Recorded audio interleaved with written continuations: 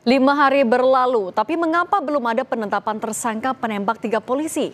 Kita tanyakan ke Komisioner Kompolnas Hoirul Anam yang beberapa hari kemarin berada di Lampung mengawasi jalannya penyelidikan kasus penembakan polisi. Pak Anam, selamat petang. Selamat petang Mbak Cindy, apa kabar? Baik, Alhamdulillah. Pak Anam, dua anggota TNI sudah menyerahkan diri, sudah mengaku. Senpi sudah ditemukan, saksi sudah diperiksa. Tapi apa yang jadi kendala sampai belum ada tersangka penembakan sampai hari ini? Yang pertama, kasus ini sebenarnya sederhana kok ya, saksinya ada, buktinya ada, alat yang dipakai untuk membunuh juga ada, ya rekam jejak digital juga ada. Saya nggak tahu apa yang menjadi kendala. Ya, yang saya tahu malah ini dialihkan isu penembakan jadi dialihkan isu soal peredaran duit. Nah, itu yang menurut saya itu hambatan. Ayolah kita fokus pada penembakan ini. Nah, kalau ada soal duit dan lain sebagainya, seperti komitmen dari Pak Kapolda yang kemarin juga bertemu dengan kami, akan ditindak tegas kok, gitu loh. Dan kalau ada orang yang punya informasi itu enggan datang ke polisi, datang ke Kompolnas akan kami bantu. Akan kami pastikan polisi juga bekerja secara profesional untuk itu. Tapi Jadi Pak jangan Anam, dialihkan lah. Jadi tapi begini, kalau soal tadi ada dugaan juga soal aliran dana dan lain-lain. Tapi itu apakah bisa diselidiki bersamaan sebenarnya atau ya memang harus penembakannya dulu?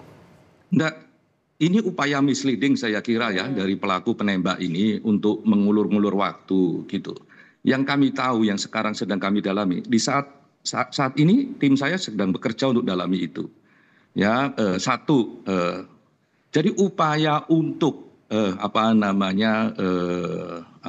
korban ini Kapolsek ini untuk mengingatkan Peltu Lubis ya, untuk menghentikan upaya sabung ayam ini sudah lama, bolak-balik diingetin sudah lama.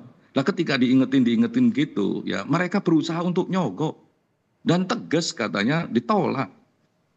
Awalnya kami nggak percaya masa ditolak, tapi ketika dicek misalnya rumahnya sangat sederhana, begitu berbeda jauh dengan rumah-rumah yang ada di beberapa titik di lokasi situ yang ternyata masih berhubungan dengan dua oknum ini, gitu.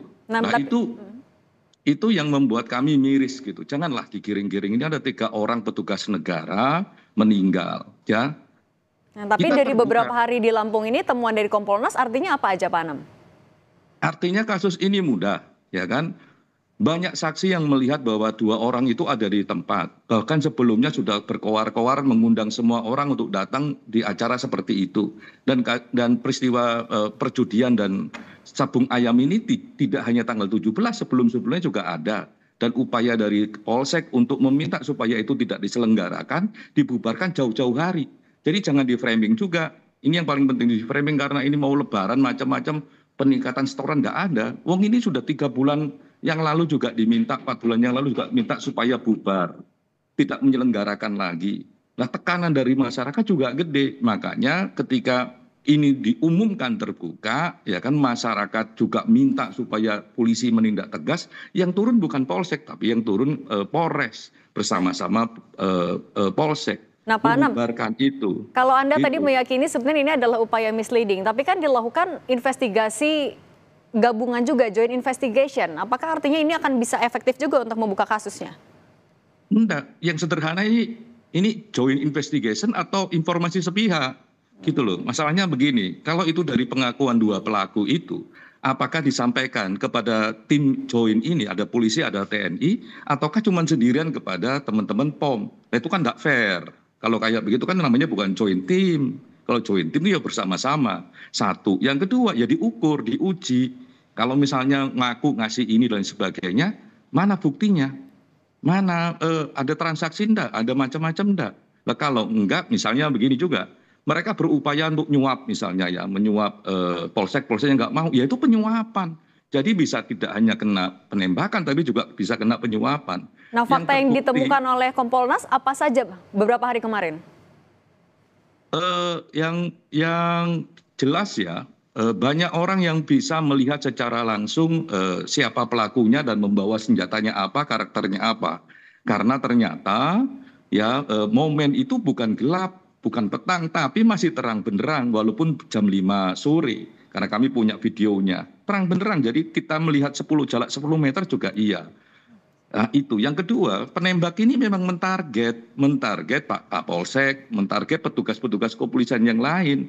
Karena memang dia berbeda. Mereka petugas ini berbeda dengan peserta perjudian dan sabung ayam. Makanya mereka ditembak dengan jarak yang cukup dekat. Karena mereka ini sedang menghalau, petugas-petugas ini sedang menghalau orang yang keluar. Menghalau petugas-petugas, menghalau mereka yang berjudi ini mau kabur dan sebagainya. Nah, ketika mereka jaraknya jauh ditembak. Lah yang paling penting begini, kami juga temukan dan meyakini bahwa senjatanya adalah senjata pabrikan, bukan rakitan. Yang selama ini beredar kan kesannya kan senjata rakitan, enggak. Senjatanya adalah senjata pabrikan. FOM ini, kenapa kami meyakini ini? Sederhana, ada proyektil peluru yang ada dalam tubuhnya Pak Kapolsek itu memiliki sidik jari balistik, sehingga dalam dunia balistik nggak ada perdebatan, ya itu adalah keluar dari senjata pabrikan, nggak mungkin senjata rakitan. Jadi ayo kita fokus pada penegakan ini, dan tantangannya nih joint team ini, masa sudah hampir 1 minggu belum ada tersangka, faktanya jelas. Gitu loh, unsurnya jelas, peristiwanya jelas, saksinya jelas, apa masalahnya? Ayo kita kembali fokus lagi ke soal ini. Jangan sampai kredibilitas penegakan hukum ini ya hanya untuk menetapkan tersangka aja disanksikan sama banyak orang. Dan ayolah kita bekerja secara ilmiah. Dan jadi transparansi itu juga yang jadi catatan. Pak Anam, terima kasih banyak sudah berbagi di Kompas Petang. Komisioner Kompolnas, terima kasih, sehat selalu.